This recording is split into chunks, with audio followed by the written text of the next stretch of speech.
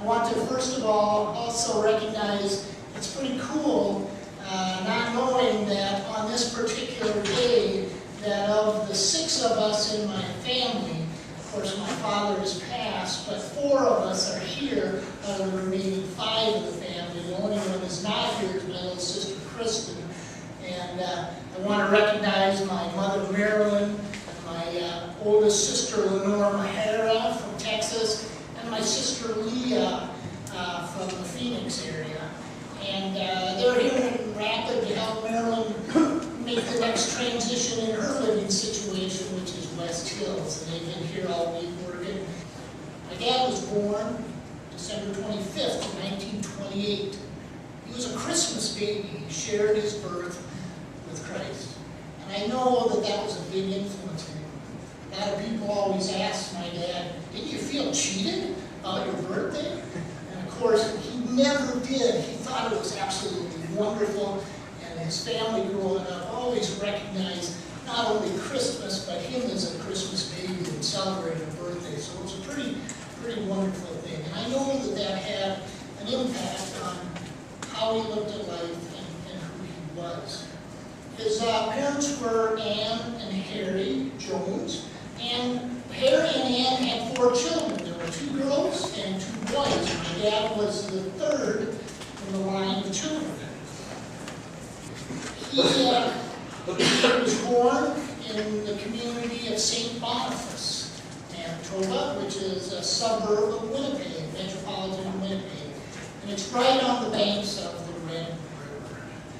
He was very active in the Boy Scouts. He loved the outdoors. He loved the scouting program. Of course, this was in Canada. But interesting enough, his ecumenicalism started even at that age, because in those days, Boy Scout troops were sponsored by churches. And so if you were a Lutheran church goer, you were expected to go to the Lutheran church and there be in their troop, etc. My dad said, you know, these guys are all buddies in this neighborhood. We should welcome them into our church. And so he worked really hard and was very vocal about those ecumenical kind of things that bring people together.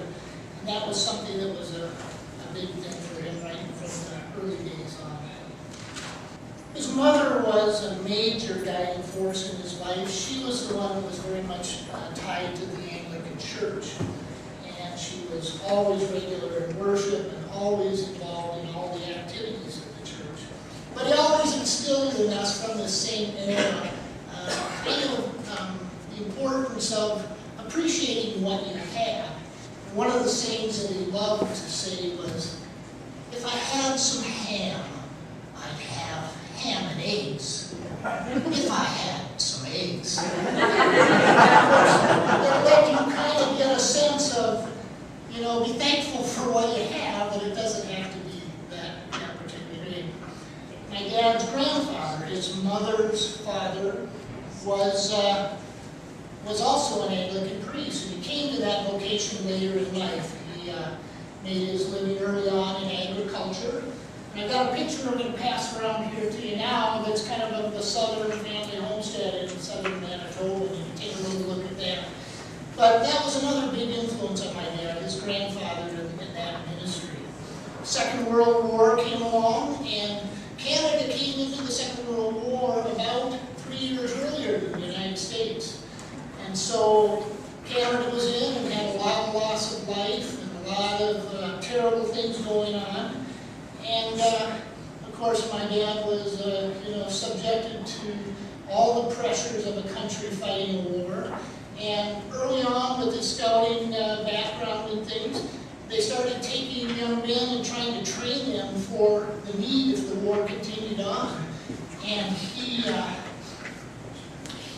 basically was in kind of a young cadets for the Canadian Royal Air Force and was trained as a young man, very young, to be a navigator of airplanes and a bombardier. Of course, the war ended before he was old enough to provide service. Now, during his college years, a lot of people thought it was quite ironic that someone who was embracing faith and religion would make their college instilling lightning rods on buildings in southern Manitoba, that there was maybe a little bit of irony that was happening.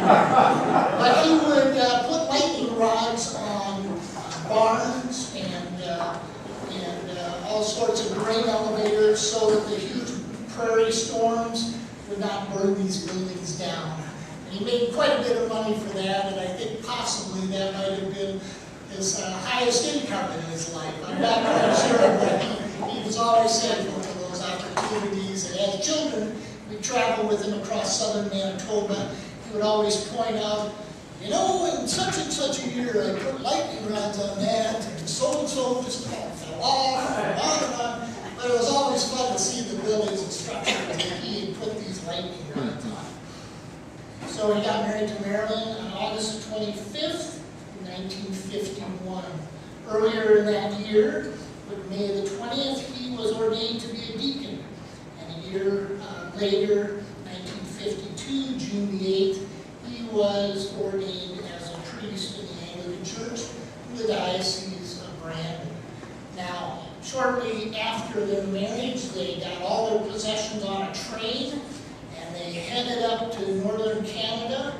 They went to a little town called Flin Flon, Manitoba, and that is 600 miles north of Winnipeg. I've heard tell that they remember temperatures of 52 below zero without a wind chill. It kind of was like Siberia, but in that 5 years in Flin Flon, they started St. Peter's Church, and they had 2 children, my dear sisters Lenore and Leah, so they were born there in Winnipeg. With me as an excuse, we headed into Mitchell, South Dakota. And it was a great place for me, and it was a wonderful place for my father, who served St. Mary's in Mitchell for 5 years. And in the spring of 1970, a convention was held in Peter to elect a bishop. There were 15 candidates on that, and the process all occurred. And in the 13th ballot, my dad was elected as the 7th Bishop of South Dakota, but the first of the diocese, the actual non-missionary district, but the independent diocese of South Dakota. My dad is probably best known, as I read through all the obituaries and things, he's probably best known for 2 things: his work with the Native people and his work on stewardship. He loved the Native people. He had a deep spirit. He appreciated their deep spirituality. He had generosity, humility, and good humor. But the big thing about my dad, in his position, he was very strong and committed to the canon law of the church. But as Canon Cedar indicated, he was always dealt with reprimand in a compassionate, loving manner, which respected the integrity of each individual. And that was a big deal. Youth ministry was big. All the expansion of Thunderhead Episcopal Camp. John Kurvich talks about how after the big fundraiser built the new structure, my dad called him to his office and said, "John, come and see you when you're in town." And he asked John to build a chapel at the church camp.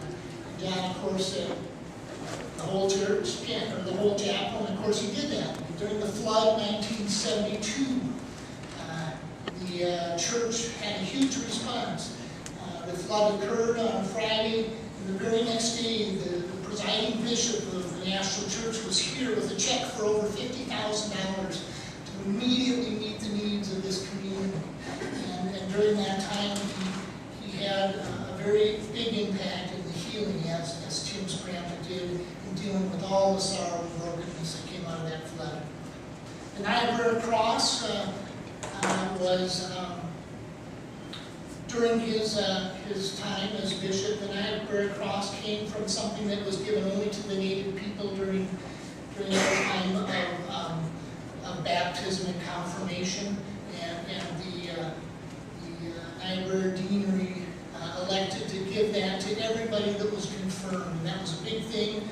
Mother Marilyn was the first white woman to receive the Niobrara Cross during that time. And it was a very exciting time, the reunion or the building of cultures in a way that was wonderful. I think Father Cameron said it very well and kind of summarized who my father was better than I think I ever could. At the time of my dad's funeral, he described my dad as an icon. An icon is something that you focus on and focuses back on you. And it is a window to God and to Christ. And I think of all the descriptions and kind of images, my father really was a person of generosity and kindness and unconditional love.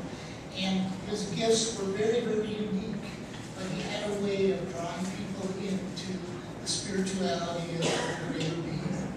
Well, thanks for the opportunity